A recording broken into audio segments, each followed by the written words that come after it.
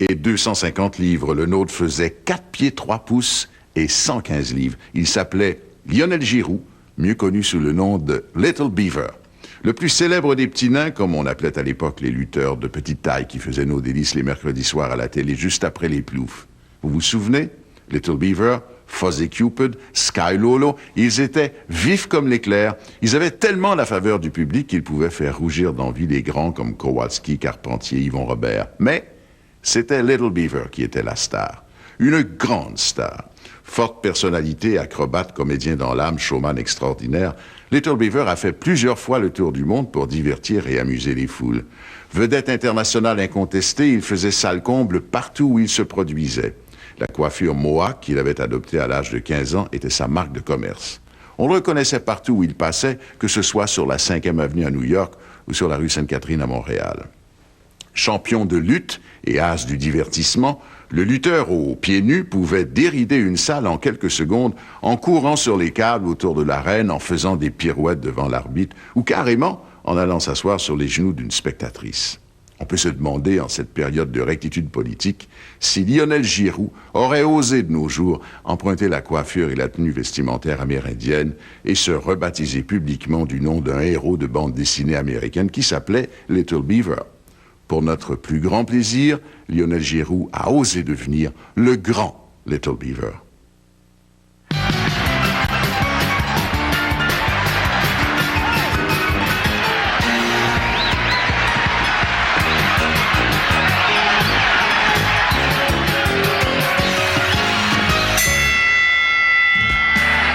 Lionel Giroux devint à l'âge de 15 ans Little Beaver.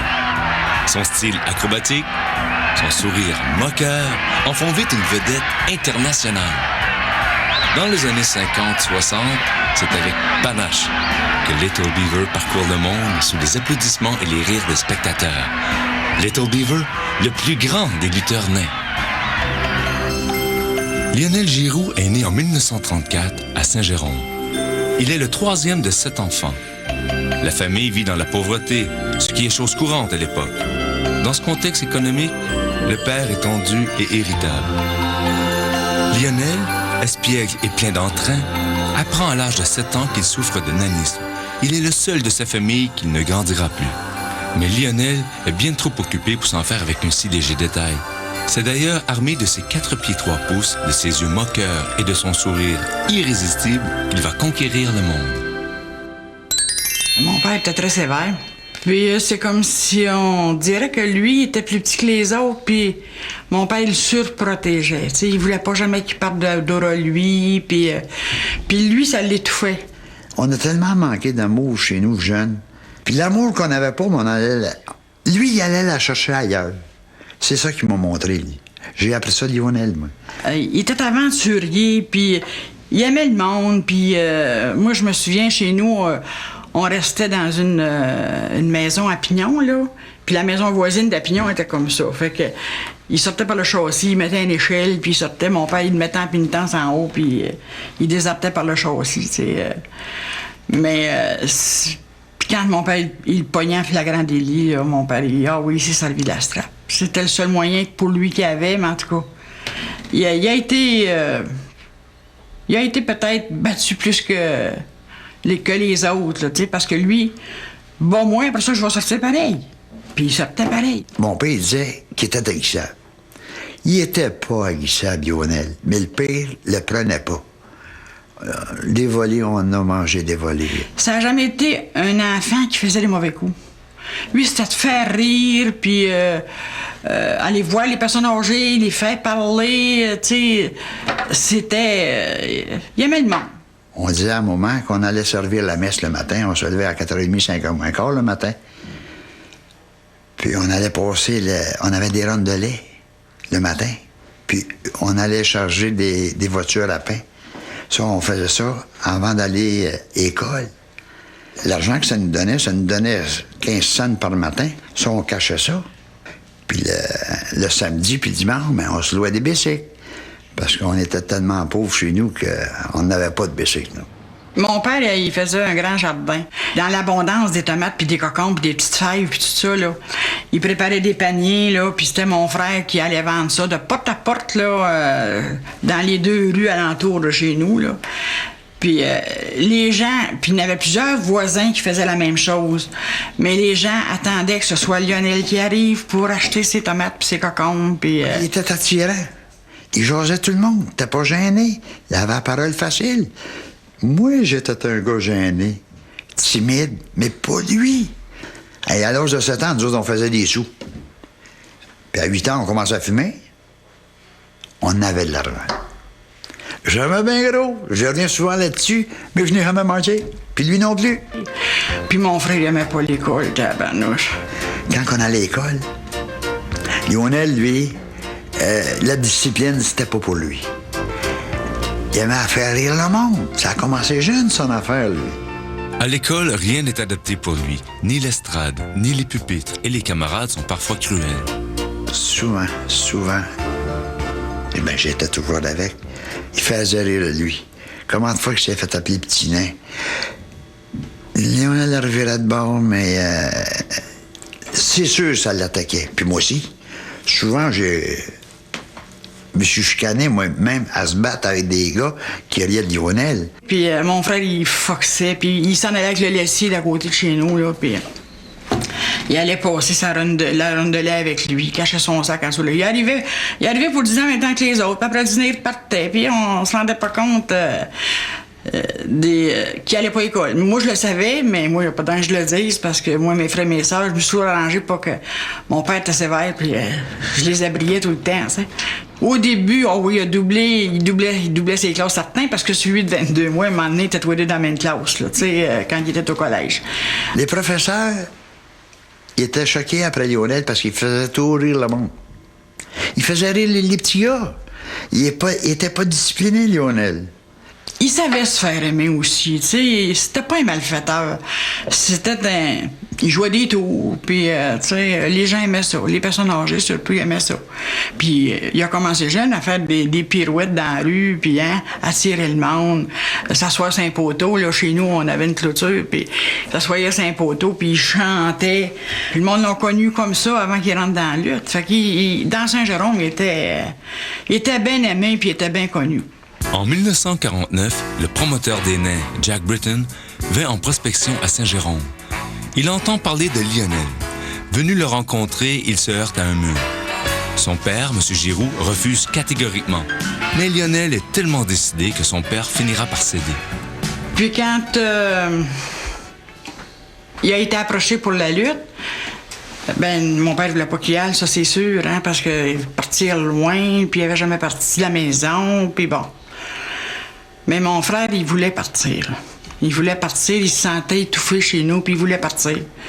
Après la guerre, 1946, mon père, dénommé Lucien Grégoire, a eu l'idée, pourquoi pas faire lutter des nains? Les femmes, déjà, avaient commencé à lutter.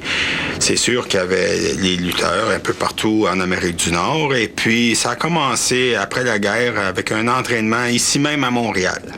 Il a été à l'école à peu près 7 ans, lui, mais il a fini, je pense, en 4e, 5e année. Là. C'était pas... Quand il est parti pour la lutte, à peine s'il savait signer son nom. Puis, à force de voyager puis d'écrire, il nous écrivait à nous autres. Il a appris à écrire comme ça. Puis en dernier, il parlait plusieurs langues, puis il écrivait plusieurs langues aussi, puis il connaissait l'argent des pays, puis il était très débrouillard. Jack Britton veut que Lionel apprenne l'anglais. Il l'envoie donc à New York en 1950. Lionel n'a que 15 ans. Évidemment, c'est un choc. Il doit rapidement s'adapter, apprendre à lutter ou retourner chez lui. Ben, les nains, c'est pas comme les lutteurs, tout à fait. Les nains sont là pour divertir. les nains sont là comme une attraction spéciale. Fait que ça prend un peu de comédie. Il faut développer le sens d'humour un peu, et que Sky Lolo avait à perfection. Et puis Beaver, bien avec le temps, lui aussi, Fuzzy Cupid, tout ça. Puis quand les nains, c'était pour faire rire les gens, leur faire oublier leurs problèmes. Pour l'entraînement, c'est long, c'est assez long. Déjà un bon 5-6 mois d'entraînement. Puis physiquement, là, comme lever des poids, pas tellement.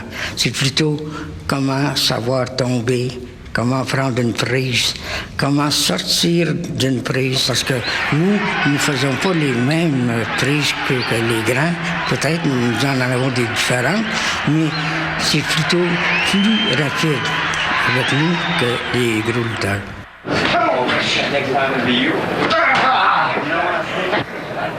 Lionel éprouve des difficultés. Jack Britton lui reproche son manque d'agilité, ses mouvements lents et mal synchronisés. Britton veut le retourner à Saint-Jérôme. Lionel redouble d'ardeur. Coup de poing comme un boxeur. Les premiers temps, on dirait qu'il n'avait pas confiance en lui-même, il avait une crainte. Et puis finalement, bien après des semaines et des semaines d'entraînement, tout d'un coup, on a vu qu'il se développait pour commencer physiquement. Il avait déjà pris une 20aine de livres, il faisait de l'exercice, mangeait beaucoup mieux. Et puis là, il a commencé, puis mon père a vu qu'il était vraiment acrobatique.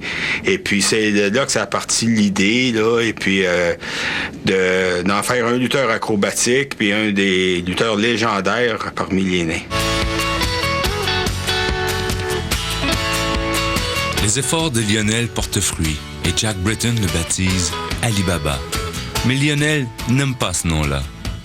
Quelques combats plus tard, Jack Britton est inspiré par un petit personnage d'une bande dessinée américaine qui se nomme Little Beaver. Comme lui, il sera désormais un petit Indien. Coiffure et vêtements compris. À son premier retour chez lui, c'est tout un choc qu'il réserve à sa mère à sa descente d'avion. Puis là, il s'en vient vers nous autres. Puis là, comme il arrive au bon moment, là, il enlève son chapeau. Oh. Maman s'est mis les deux mains dans la figure, puis elle pleurait. C'est effrayant faire une tête comme ça à mon enfant, puis elle n'en revenait pas. Puis... Fait que mon frère, il dit, man, fais-toi-en pas, ça pousse des cheveux, là, tu sais. Puis il n'a jamais fait repousser ses cheveux. Il s'est rasseyé peut-être après... peut-être une 20aine d'années, là. Il s'est laissé pousser les cheveux, puis quand il arrivait dans l'arène, les gens criaient chou à tout le monde, puis ils voulaient au Beaver, puis ils voulaient Beaver. Tu sais, sa couette était bien important. Les gens le reconnaissaient par ça. Dans ses débuts, il fait équipe avec une adorable petite moufette opérée. Mais nous autres, on était tout émerveillés devant cette moufette-là, les jeunes. Puis quand il est reparti avec, il s'en allait en Arabie Saoudite, puis elle a étouffé par la chaleur, là, tu sais. En arrivant, il l'a pas... je pense qu'il a lutté 2 fois avec. Il marchait dessus le dos, puis, mais il l'a pas eu longtemps. Mais c'était un amoureux des petites bêtes, des lapins jeunes. Il a toujours eu des lapins, lui, puis après ça, des petits chiens. Puis il en avait un chez mon père, il entraînait un avec lui. Il se semait des petits chiens partout. Mais même sans sa moufette, on le remarque par ses pieds nus dans l'arène et bien sûr par sa fameuse coiffure mohawk. Dans l'arène, il était extrêmement populaire parce qu'il était bon, surtout la chevelure. Sur la rue, même habillé, tout le monde le savait que c'était Little Beaver avec la chevelure qu'il tenait. Puis nous autres, ils nous le connaissaient, nous autres aussi, mais pas autant que lui. Beaver était le plus populaire des nains. Après, il y a eu d'autres comme Sky Lolo, tout ça, mais Beaver, c'était le plus populaire. Si vous vouliez faire salle comble, appelez Beaver. Puis quand il a commencé la lutte, oh mon Dieu Seigneur, c'était pas drôle. Là. Il n'y avait pas beaucoup de télévision dans Saint-Jérôme, là. Puis je me souviens qu'il y avait un magasin de télévision sur la rue Saint-Georges, là, puis le mercredi soir, là, c'était plein dans la rue là, pour regarder la lutte en télévision. C'est pas tout le monde qui avait des télévisions. Nous autres non plus, n'avaient pas non plus. Là. Mais il était pas... il était très populaire. En 53-54, ça a été phénoménal. Je me rappelle, là, j'étais un peu plus vieux. Mon père m'a emmené à New York, Buffalo, Philadelphie. C'était salle comble. C'est devenu très fort avec la télévision. Puis le DuPont Network de Chicago. Quand avec Beaver. 10 ans comme partenaire et 15 ans comme adversaire dans l'équipe vilaine avec Sky Lolo. Les grandes qualités, la vitesse, il était plutôt plus rapide que... C'était l'un des plus rapides qu'il y avait. Oui, pour ça, là, c'était la rapidité qui comptait là-dedans aussi. Puis lui, il était extrêmement vif. Comme un éclair qu'on appelle. Il était spectaculaire. Lui, il pouvait marcher sur les cordes, faire rire les gens, faire des pirouettes que les autres nains ne pouvaient pas faire. Il pouvait tout faire.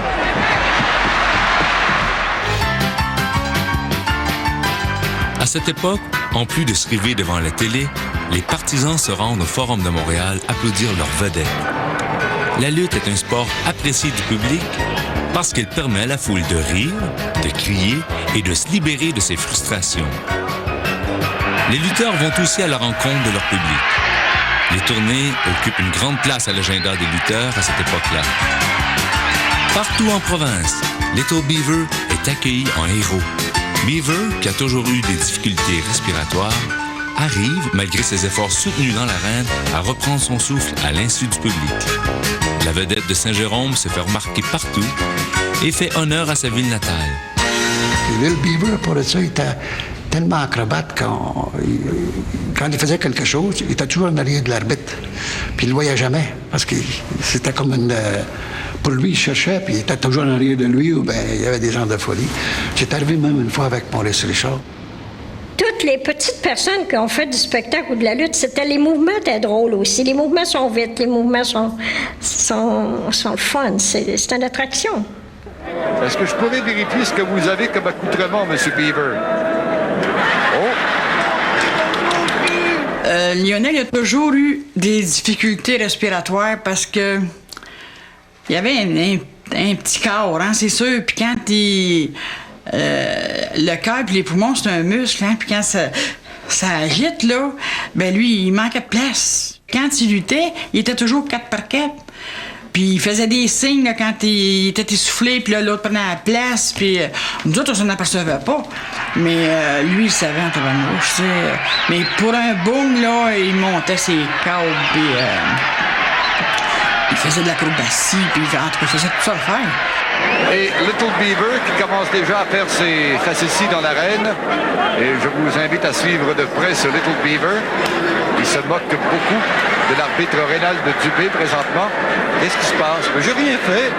Il était plutôt dérangeant, lui, avec les arbitres et tout ça. Là. Il était toujours pas à bonne place, là, juste pour faire crier le monde. Lui, il fallait que le monde lève, puis il faisait lever à part de ça. Et pour tous qui sont bien, coup d'épaule servi à Beaver. Oh, stop, lumière rouge. Alors, et puis il donnait de la misère à Maurice Richard, dans son combat. Ben, plusieurs arbitres. Mais les autres faisaient leur acte avec les arbitres. Puis très souvent, ils faisaient quand c'était 4 lutteurs, puis là, ils s'arrangeaient pour que l'arbitre soit tombé à tête, puis là, ils sautaient toutes les 4 dessus.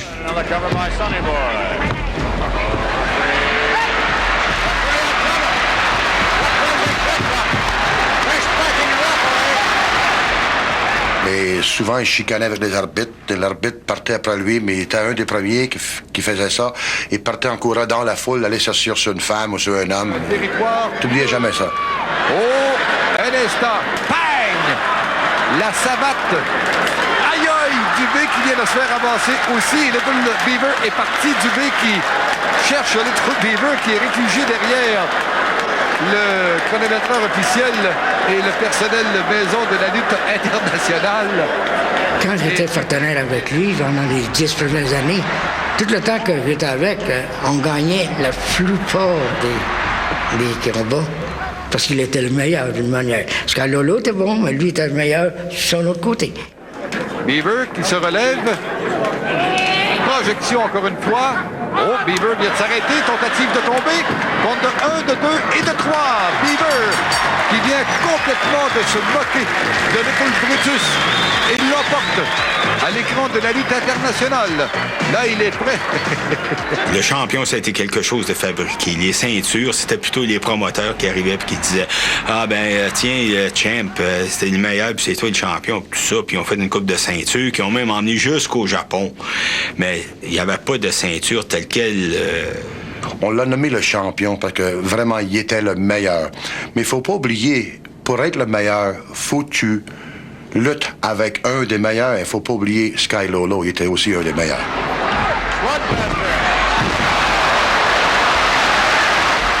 C'était pas des lutteurs, c'était des... Je dirais, moi, c'était des oiseaux.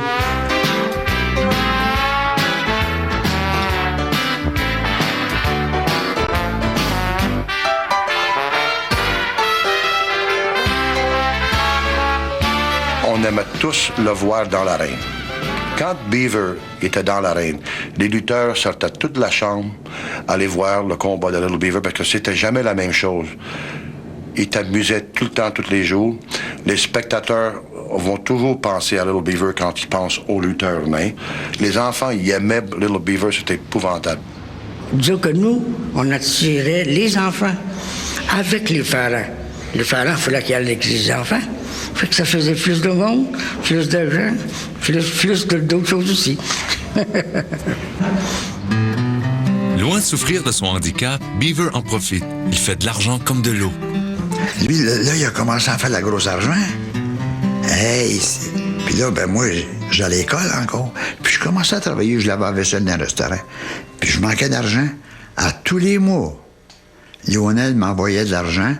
Il envoyait ça à ma soeur, puis ma soeur me le donnait. L'argent américain. La famille chez nous était très gâtée par lui. Moi, j'ai vu un Noël arriver chez nous, là, avec des montres bracelets pour tout le monde. Quand il a commencé à faire de l'argent, Lionel, il n'y avait rien de trop beau pour sa personne. Toujours bien habillé. T'avais un garde-robe, là. T'avais un garde-robe, ce gars-là, les pantalons, puis les chapeaux. Il s'habillait, puis nous autres, on aimait ça quand on le voyait arriver. Ça, il était toujours chic, puis c'est sûr qu'il se faisait faire son linge intérieur, hein. Chic. S'il n'aurait pas fait mettre un chapeau qui n'était pas comme son manteau, puis il était très méticuleux pour ça. À 18 ans, c'est le coup de foudre. Avec Margaret, c'était une Américaine. Quand il l'a rencontrée, ça a été le coup de foudre. Oui, il a tombé fou d'amour total, entièrement consentant. Il l'aime, puis je crois qu'il l'a toujours aimé, tout le temps. Ça a été le grand amour de sa vie. Quand il l'a vue, en la voyant, c'était un coup de foudre terrible. Puis il dit, elle, je vais la marier. Ça a été très gros. C'est son gérant qui était Jack Brayton, qui était le père de Gino Brito, justement le lutteur québécois. Jack Brayton a toujours été le gérant personnel de Little Beaver. Puis à un moment donné, Brayton a dit, il aimait les grosses choses. On fait ton mariage avant un combat de lutte, et on fait ça à Santa Monica, à l'hippodrome de Santa Monica. Et puis on fait ça, le mariage de Little Beaver, en tuxedo. Puis quand ils ont pris la photo de mariage près du gâteau, ils l'ont mis sur un banc à peu près de 2 pieds d'auteur. Margaret, qui n'a que 16 ans, va suivre son tout jeune mari de 18 ans. De voyage en voyage, elle suivait, puis après ça n'a pas pris le temps qu'elle tombait enceinte de moi. Puis elle trouvait ça pénible. Puis mon père était toujours parti, il était beaucoup en demande, était tout le temps à l'extérieur, tout le temps parti, puis... Vraiment, il n'y avait pas une vie familiale, autrement dit.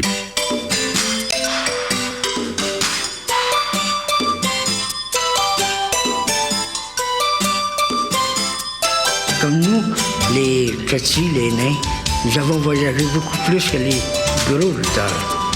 Parce que nous autres, nous restions peut-être dans un territoire comme Montréal, comme le Québec, ou disons en Oregon ou à Calgary, 2-3 semaines à la fois. Puis on partait. Sur une automobile, dans ces temps-là, on mettait à peu près 80 000 sur un auto dans 10 mois. On n'avait pas le temps de s'ennuyer à voyager comme on voyageait. Puis c'est toujours mieux quand vous n'êtes pas marié que marié. Parce que marié puis voyager, c'est pas trop bon. En 1954, Lionel Junior voit le jour. Ça n'a pas toffé longtemps. Puis ça a été un échec, je pense, pour lui. Beaver se sert de ses contacts aux États-Unis et obtient la garde de Lionel Junior qui l'amène vivre chez sa mère à Saint-Jérôme. Je suis arrivé à l'âge de 11 mois ici, en plein hiver. J'ai été élevé par son père puis sa mère à lui. Mettons que j'ai manqué de rien, j'ai été très, très choyé. Autrement dit, je ne pouvais pas être mieux placé. Lionel Junior ne reverra sa mère qu'à quelques reprises dans sa vie. En 1955, Little Beaver laisse donc Lionel Junior à Saint-Jérôme et repart autour du monde. Pour être le fils de Little Beaver, c'est une gloire d'une façon, puis d'une autre façon, ben, tu le veux pas, parce que t'as pas ton père à toi. Ton père est toujours en demande. Si tout le monde veut se l'accaparer, tu l'as pas à toi, puis il est toujours distant. Je pouvais pas l'avoir 15 minutes à moi. Il y avait toujours quelqu'un qui venait le chercher. « Hey, peux-tu te parler? J'ai de quoi? Un autographe? » Puis On avait toujours des conversations coupées tout le temps. C'est ça, je déplore. Puis il était tellement en demande partout dans le monde. Il a fait 4 fois le tour du monde, Lionel. En fait, les dernières années, il est allé lutter pour le cheikh d'Arabie, en Arabie, à 2 reprises dans l'espace d'1 mois. Le cheikh d'Arabie, il est monté en Arabie pour aller lutter là. Puis il est revenu. Puis quand il est revenu, une semaine après, le cheikh a dit « Je veux vous revoir encore, monsieur. Tout est réservé. Votre avion spécial est là. Il n'y a pas vous remontez avec un cachet extraordinaire. » Puis là, à chaque fois qu'il montait, il leur donnait une grosse... Le cheikh lui donnait une grosse montre en or, là, une affaire de 7-8 000 $. Puis en tout cas, mais le traitement royal. Puis il y a un habit justement d'arabe qui lui ont fait faire spécialement pour lui. C'était avec plaisir que son fils grandit bien. Pour la grandeur, ça a été le fun, jusqu'à temps que je le dépasse. Puis là, ben, c'était toujours un concours, il était jamais là, il était toujours parti. Il revenait aux 3 mois, 6 mois, des fausses années. Puis c'était toujours la première chose quand il rentrait dans la maison, ben, c'était le mesurage. On se mesurait sur le bord de la porte, puis le corps de porte, puis là, on prenait nos mesures, sortait le tape, gagnait 1 pouce, gagnait un demi-pouce. Plus qu'il était longtemps parti, plus j'en gagnais. Puis un moment donné, ben, je suis venu à bout de le repasser, puis après ça, quand je l'ai repassé, ça a pu fait de cours. Pendant les vacances scolaires, le fils suit le père et assiste avec plaisir à tous ses combats. Il est très surpris par la notoriété de son père outre-mer. À la base militaire de Maui, il y a une grosse base navale, là, puis c'était pas possible. Il vendait des photos, là, ses photos à lui, des nains, puis tout ça, puis j'étais en arrière avec lui, en arrière de la table, puis on vendait des photos. Puis le monde qui avait alentour de lui, c'était pas possible. Je dis, Caroline, tu sais, il est loin de chez eux, on est outre-mer, puis en plein océan. Très connu aux États-Unis. Il était en France aussi une couple de fois. Il était connu au Japon. Les nains ont été au Japon. On était un peu partout, mais à travers les États-Unis, surtout dans les États de l'Est. Aux États-Unis, quand tu annonçais les nains vont être ici dans 1 semaine ou 2, la seule chose que tu pensais à Little Beaver. Il allait se promener à New York, 42nd Street. On restait à l'hôtel Holland, un vieil hôtel dans ce temps-là, pour essayer d'économiser un couple de sous. Là. Et puis, il marchait sur la rue, tout le monde, « Hey, Beaver, Beaver! » Et tout le monde le connaissait. Il a été exploité, ce gars-là. Exploité au dernier degré. Les promoteurs ont abusé de lui, de sa crédibilité quand il avait 14 ans. L'instruction, il n'avait pas beaucoup. On avait une 6e année. Ses patrons disaient, il donnait tel cachet, il remplissait les salles. C'était une grosse vedette, Lionel. Il remplissait les salles. Puis jamais de contrat de signé. Moi, j'ai vu ses patrons, bon, ben, ça t'a donné ça pour asseoir, puis c'était comme ça.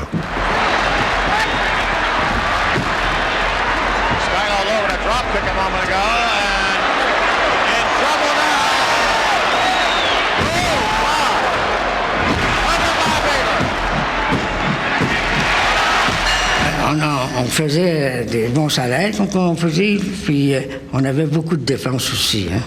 On avait notre gérant aussi, que lui, il nous bouquait dans tous les États-Unis, le Canada, en Europe, au Japon, puis même en Australie. C'est que ça allait bien. On avait beaucoup. On avait de l'argent dépensé, comme on peut dire. On l'a dépensé. On l'a fait. On a gardé un peu. Il y en a qui l'ont gardé plus, il y en a qui l'ont gardé moins, il y en a qui n'ont pas gardé du tout. Il aimait beaucoup les automobiles aussi. Ah, mon Dieu. On faisait des farces parce que on disait... Lionel, lui, il change son char quand le cendrier est plein. Puis c'était quasiment vrai, là, tu sais. Lui, il venait à Saint-Jérôme, puis il avait jamais le même char. C'était 2-3 chars par année, il changeait. Il se faisait faire un plancher, il avait une pédale allongée. Moi, j'étais découragé. Il y avait ses palettes de bois, là. Je vais vous dire une chose. C'était un gars qui conduisait merveilleusement bien. Il avait toujours de la grosse bagnole. C'est les Cadillacs. Lui, les Cadillacs, là, c'était sa voiture. En dernier, il y avait un gros Cadillac noir, là, puis il l'avait organisé pour faire des mariages, puis tout ça. Là, mais il a tombé malade avant. Là. Il s'en est pas tellement servi, mais il l'avait. On demandait des dates à Beaver. Lionel, te souviens-tu quelle date? Il pouvait jamais dire une date. Il disait, quel auto que j'avais en ce temps-là? Puis il se souvenait des dates à cause de ses autos. Lionel, je pense qu'il y a eu 100 autos. Puis il se souvenait toujours de l'événement à cause de l'auto. C'est quelle auto que j'avais? Ah, j'avais mon Cadillac. Ou c'est ça, c'était en 62. J'avais mon Continental. Ah, c'était en 68. Ah, j'avais mon... C'est toujours à cause d'une automobile. Jamais une date sans mettre une automobile.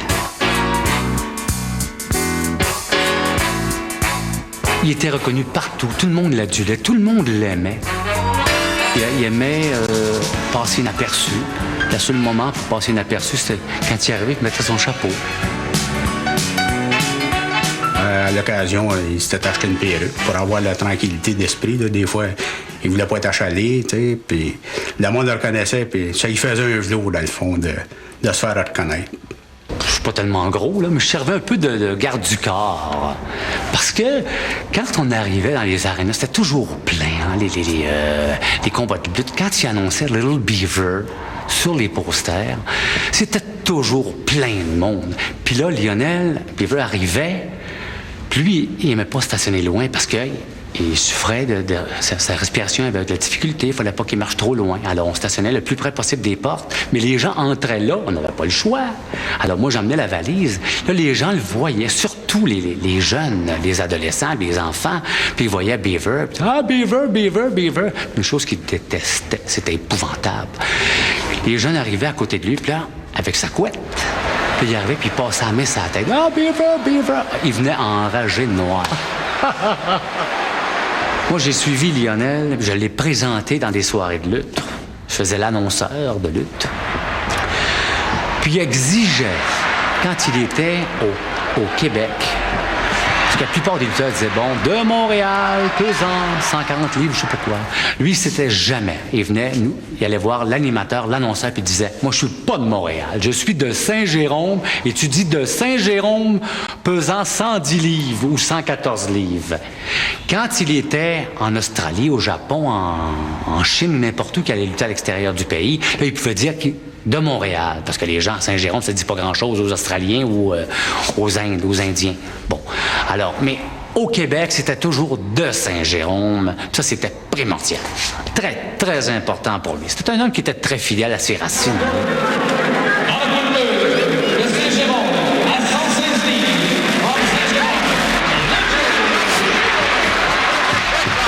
Regardez-moi cette effet, celle de Little Beaver.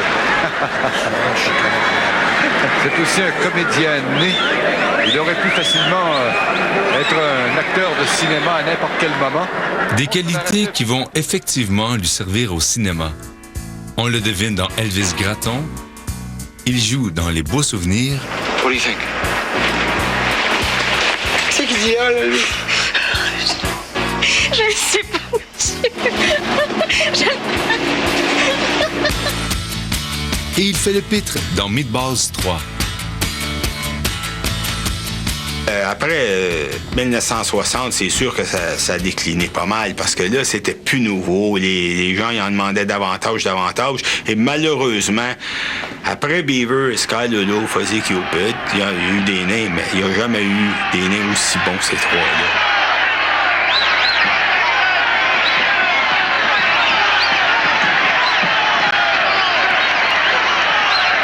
Pour rester en forme, Beaver fait des tournées.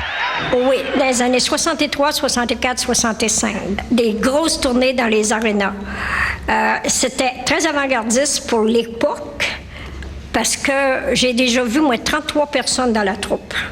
La première année, il y avait eu Jean-Pierre Masson comme Séraphin, André Champagne comme Donalda dans un sketch.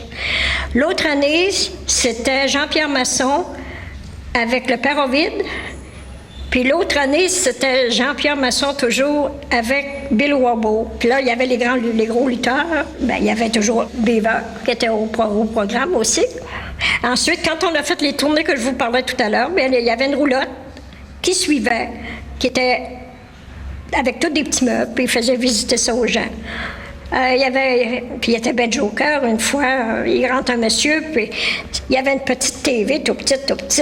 Puis là, il explique au monsieur, il dit, monsieur, vous savez, là, il dit, dans notre TV, là, il dit, nous autres, c'est pas des programmes d'1 heure, il dit, ils sont une demi-heure. Puis le monsieur avait l'air à croire ça. C'était drôle. Il était le fun, Beaver. On voyait beaucoup les problèmes des petites personnes, surtout en province. mais il était très touché par plusieurs petites personnes qui étaient malheureuses. Il a fondé une association pour les nains, pour leur venir en aide, leur donner du travail. Il a donné beaucoup de travail à beaucoup de petites personnes, Lionel. C'est pour ça que tous les nains aimaient Lionel, parce que c'était leur représentant. C'était la tête d'affiche, c'était la vedette. On a commencé à peu près, on était 12 là, au début. Mais comme Lionel voyageait beaucoup, alors il n'a pas été capable naturellement de s'impliquer comme moi, j'avais la possibilité de le faire. Après avoir arrêté la lutte, Little Beaver se sert de son nom et se lance en affaires. C'était un partout de toutes sortes d'affaires, puis il réussissait, mais il faisait confiance à tout le monde. Fait qu'il mettait ça dans les mains de tout le monde, puis il perdait tout. En 1972, il profite d'un article dans le Nouveau Samedi qui annonce l'ouverture prochaine de son restaurant, la Bean & Beaver, pour lancer un appel à tous. Il cherche son ami Dolly. Ah oui, c'est sûr qu'on s'est retrouvés, puis c'était le fun, là. Puis j'ai travaillé un peu, parce que cette période-là, j'étais en convalescence, là, j'avais une petite opération, pas grave, là, une hernie. Puis, alors ça m'a permis de travailler un bon bout de temps dans son restaurant, la Bean & Beaver, là, sur la rue Ontario, je crois. Puis, c'était toutes des petites personnes qui servaient. Alors, c'était très, très original. Ça aurait très bien marché si ça n'aurait pas été son associé qui n'était pas correct. Avant la bénérie, oui, il y avait une maison mobile, là. Puis ça, là aussi, il a perdu beaucoup d'argent là-dedans. Les autres commerces, il y a eu en 78 un autre restaurant. Puis à un moment donné, il a vendu ça. Puis après ça, il y a eu un fleuriste. Oui, à un moment donné, il a décidé de vendre du smallware, qu'il appelait, lui-là, tout ça d'affaires. Des porte-clés, des sambons pour les autos. Puis il y avait un camion, il y avait sa photo sur le camion. Puis en arrière, les deux portes, là, c'était un castor qu'il y avait là-dessus. Puis il gagnait très bien sa vie avec ça. Oui. Mais c'était pas... c'était sa personnalité qui l'accueillait où il allait, parce que c'était pas un vendeur. C'était pas un vendeur, mon frère. Mais avec sa personnalité, ben il vivait avec ça, parce que là, il était plus capable de lutter, là, tu sais. Puis il a eu des bonnes années avec son camion. De plus, en 1979, Beaver publie chez Québecor sa biographie. Mais malgré toutes ses bonnes idées, Little Beaver connaît des années difficiles. Arrêter de lutter lui a donné un dur coup. Lorsqu'il est arrêté de faire de la lutte, tout a coupé. Il n'y avait plus de revenus. Il n'y avait à peu près pas d'argent d'accumuler à ce moment-là. Alors, il est obligé de commencer à travailler, gagner sa vie de manière différente. En étant une petite personne, mais c'est pas évident de se trouver du travail, surtout quand on sait que ça manque un métier de lutteur. Alors, il fallait se lancer dans d'autres choses. Ça a été très, très dur, la transition, là, apparemment. C'est sûr que c'était difficile pour lui d'arrêter de lutter. Pour commencer, l'adulation, prenez un gars comme Beaver, pendant des années, hein, tout partout où il allait dans les restaurants, la moitié du temps, il payait pas. Le gars, il était tellement content de l'avoir. D'abord qu'il y avait une photo de lui. Et puis après ça, bien, là, les gens le connaissaient, mais c'est plus la même chose. C'est évident qu'il fallait qu'il travaille fort, qu'il travaille beaucoup plus fort, faisait beaucoup de routes. Il se plaignait qu'il travaillait fort, puis il avait mal aux jambes. Il avait mal. C'est normal. En back-de-back de camion, c'est pas évident. Ils font pas de camions sur mesure pour des petites personnes. Alors. Beaver s'aperçoit qu'il a un problème d'alcool.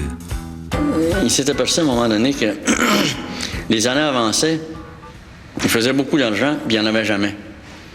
Alors, là, les gains allaient en consommation, en auto, en tout ce qu'on peut s'imaginer de ce qui peut ressortir d'un verre de boisson.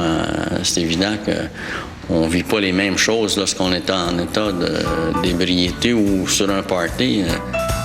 Beaver s'est joint au AA. Il va aussi s'impliquer socialement en devenant relationniste pour la maison Habitat Sobriété. J'ai fait de la lutte professionnelle pendant 38 ans. Ça, je sais. Et je veux continuer à lutter, mais c'est un autre combat. Luttons afin d'aider mes semblables. Oui, il était conscient qu'il pouvait servir d'exemple. Il était conscient aussi qu'il pouvait aider d'autres personnes qui avaient des problèmes. Moi, je m'identifie, je suis un alcoolique. Mais c'est fini. Qui ne boit pas pour aujourd'hui. C'est lui qui m'a tendu la main parce que moi aussi, j'avais un problème d'alcool. Et puis, il était venu me voir chez moi, puis il me disait, Pitoune, il dit, ça se pourrait-tu que tu aies un problème? Mais on est toujours les derniers à savoir, hein? Fait que c'est lui qui m'a tendu la main. Il dit, ma main est pas grande. Mais il dit, si tu veux mettre ta main dans ma main, il dit, on va essayer de faire un bout de chemin ensemble. Puis, si le bon Dieu veut, là, ça fait 25 ans. Puis il a voulu aider ces gens-là, les alcooliques et les toxicomanes, à s'en sortir. Puis il a fondé la fondation, il a mis sur pied la fondation Little Beaver, c'était très important, pour ramasser des fonds. On a fait des spectacles à travers la province, partout. Moi, j'étais animateur, parce que je suis chanteur aussi, je faisais mon spectacle aussi. On avait des pléiades d'artistes invités pour ces soirées-là. On est allé partout en province pour ramasser des fonds. Il n'a plus jamais retouché. Pat, il lui dit, Lionel, t'as assez de volonté, il dit, je suis certain que tu peux faire quelque chose. Le lendemain matin, Lionel était rendu au centre Saint-Jean-Baptiste à Montréal, il s'entraînait là. Ça a duré 15 jours, il a perdu 30 livres dans 15 jours. Puis il montait à Pontiac, Michigan, faire son combat. Dans un combat impliquant des géants et des... Il était tellement nerveux, il n'était pas en bonne forme, il était très nerveux. Et Beaver, il a voyagé partout dans le monde. Il a vu toutes sortes de foules, mais à WrestleMania, avec 93 000 personnes, il était nerveux. J'ai dit, voyons, Beaver, toute ta carrière, tu peux pas être nerveux comme ça. Il avait peur. J'ai eu très peur. C'est King Kong Bundy, de la WWE. Il en sera quitte pour un formidable mal de dos et quelques jours d'hospitalisation. Mais il en faut plus à Beaver pour perdre son sens de l'humour. Heureusement que c'est arrangé la lutte parce que vous pourriez pas... Il est ici. Non.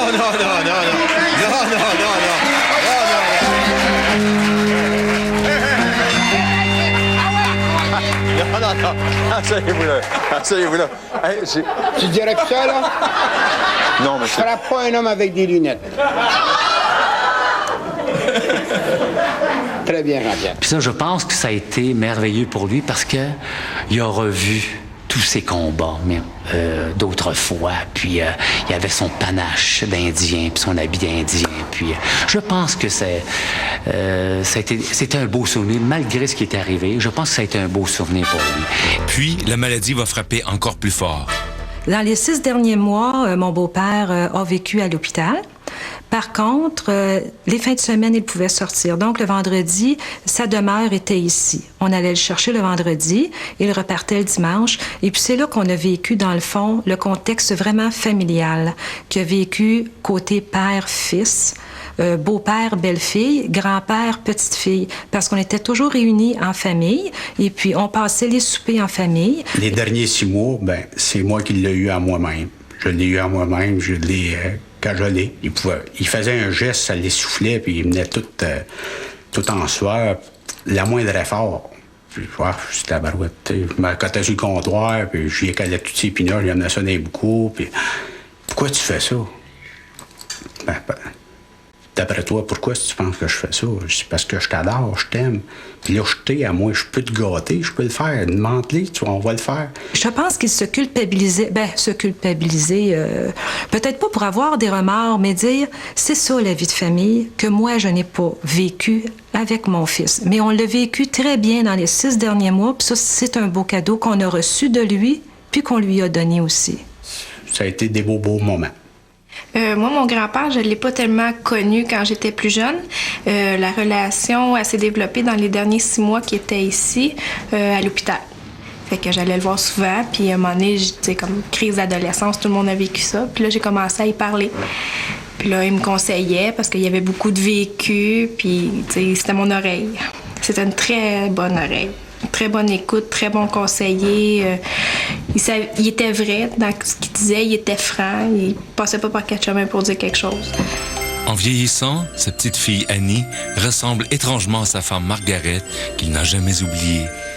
Je pense que ça lui a fait revivre beaucoup d'émotions. Je pense qu'il en était fier. Parce que même, il me disait, elle a le caractère de Marguerite, elle marche comme Marguerite, elle ressemble à Marguerite. Ça, c'était... je pense que c'était comme un cadeau pour lui.